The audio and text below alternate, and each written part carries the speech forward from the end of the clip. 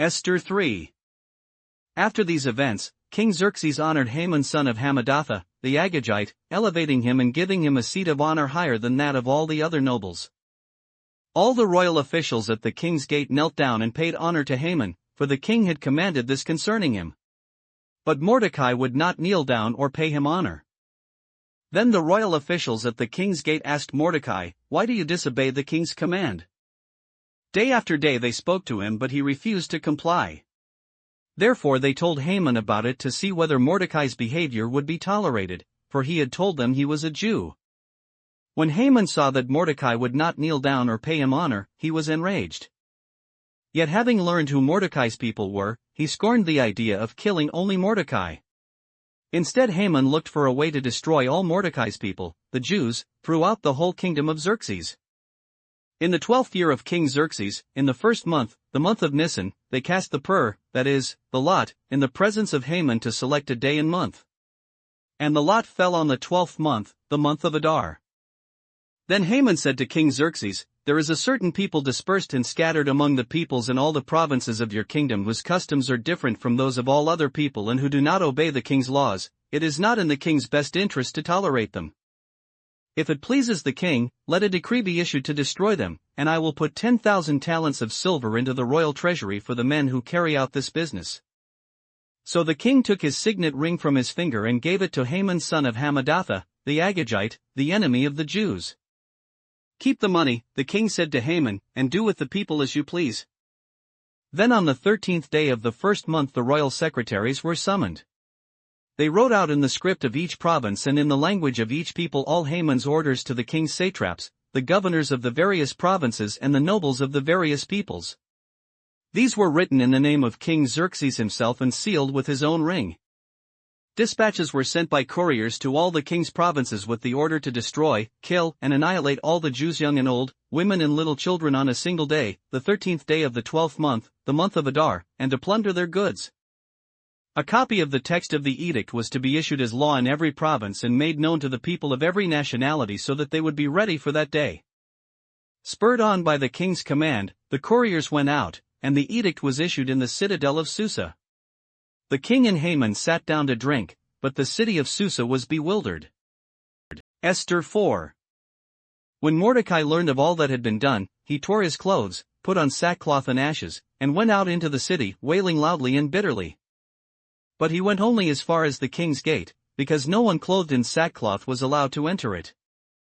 In every province to which the edict and order of the king came, there was great mourning among the Jews, with fasting, weeping and wailing. Many lay in sackcloth and ashes. When Esther's maids and eunuchs came and told her about Mordecai, she was in great distress. She sent clothes for him to put on instead of his sackcloth, but he would not accept them. Then Esther summoned Hadhak, one of the king's eunuchs assigned to attend her, and ordered him to find out what was troubling Mordecai and why. So Hadhak went out to Mordecai in the open square of the city in front of the king's gate. Mordecai told him everything that had happened to him, including the exact amount of money Haman had promised to pay into the royal treasury for the destruction of the Jews. He also gave him a copy of the text of the edict for their annihilation, which had been published in Susa, to show to Esther and explain it to her, and he told him to urge her to go into the king's presence to beg for mercy and plead with him for her people. Hadhak went back and reported to Esther what Mordecai had said. Then she instructed him to say to Mordecai, "All the king's officials and the people of the royal provinces know that for any man or woman who approaches the king in the inner court without being summoned, the king has but one law, that he be put to death. The only exception to this is for the king to extend the gold scepter to him and spare his life. But 30 days have passed since I was called to go to the king." When Esther's words were reported to Mordecai, he sent back this answer, "Do not think that because you are in the king's house you alone of all the Jews will escape. For if you remain silent at this time, relief and deliverance for the Jews will arise from another place, but you and your father's family will perish. And who knows but that you have come to royal position for such a time as this?" Then Esther sent this reply to Mordecai. "Go, gather together all the Jews who are in Susa, and fast for me. Do not eat or drink for 3 days, night or day. I and my maids will fast as you do. When this is done, I will go to the king, even though it is against the law." And if I perish, I perish." So Mordecai went away and carried out all of Esther's instructions. John 15. I am the true vine, and my Father is the gardener. He cuts off every branch in me that bears no fruit, while every branch that does bear fruit he prunes so that it will be even more fruitful. You are already clean because of the word I have spoken to you. Remain in me, and I will remain in you. No branch can bear fruit by itself, it must remain in the vine. Neither can you bear fruit unless you remain in me. I am the vine, you are the branches. If a man remains in me and I in him, he will bear much fruit. Apart from me you can do nothing. If anyone does not remain in me, he is like a branch that is thrown away and withers. Such branches are picked up, thrown into the fire and burned. If you remain in me and my words remain in you, ask whatever you wish, and it will be given you. This is to my Father's glory, that you bear much fruit, showing yourselves to be my disciples. As the Father has loved me, so have I loved you. Now remain in my love. If you obey my commands, you will remain in my love, just as I have obeyed my Father's commands and remain in his love. I have told you this so that my joy may be in you and that your joy may be complete. My command is this: love each other as I have loved you. Greater love has no one than this, that he lay down his life for his friends. You are my friends if you do what I command. I no longer call you servants, because a servant does not know his master's business. Instead, I have called you friends, for everything that I learned from my Father I have made known to you. You did not choose me, but I chose you and appointed you to go and bear fruit that will last. Then the Father will give you whatever you ask in my name. This is my command: love each other. If the world hates you, keep in mind that it hated me first. If you belong to the world, it would love you as its own. As it is, you do not belong to the world, but I have chosen you out of the world. That is why the world hates you. Remember the words I spoke to you: no servant is greater than his master. If they persecuted me, they will persecute you also. If they obeyed my teaching, they will obey yours also. They will treat you this way because of my name, for they do not know the one who sent me. If I had not come and spoken to them, they would not be guilty of sin.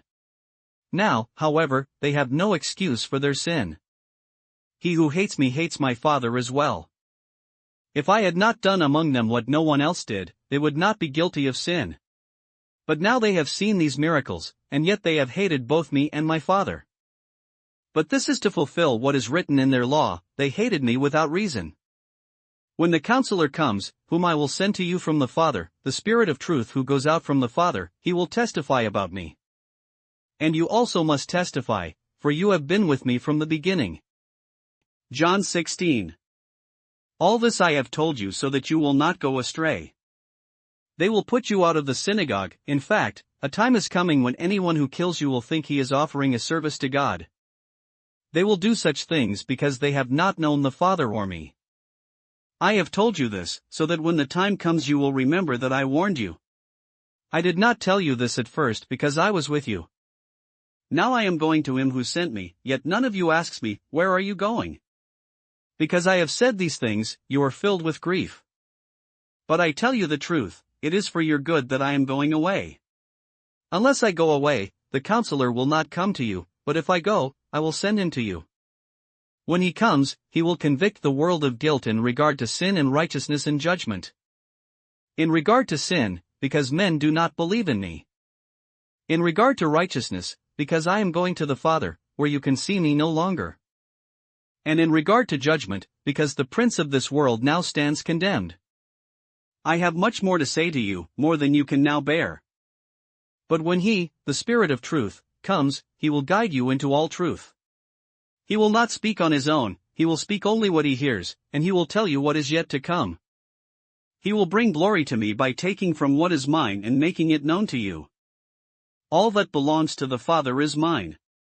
That is why I said the Spirit will take from what is mine and make it known to you.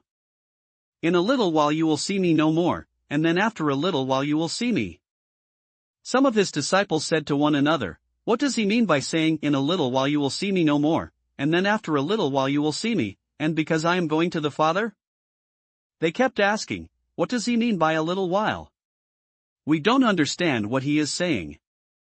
Jesus saw that they wanted to ask him about this, so he said to them, "Are you asking one another what I meant when I said, 'In a little while you will see me no more, and then after a little while you will see me'? I tell you the truth, you will weep and mourn while the world rejoices. You will grieve, but your grief will turn to joy. A woman giving birth to a child has pain because her time has come, but when her baby is born she forgets the anguish because of her joy that a child is born into the world. So with you, now is your time of grief, but I will see you again and you will rejoice, and no one will take away your joy. In that day you will no longer ask me anything. I tell you the truth, my Father will give you whatever you ask in my name.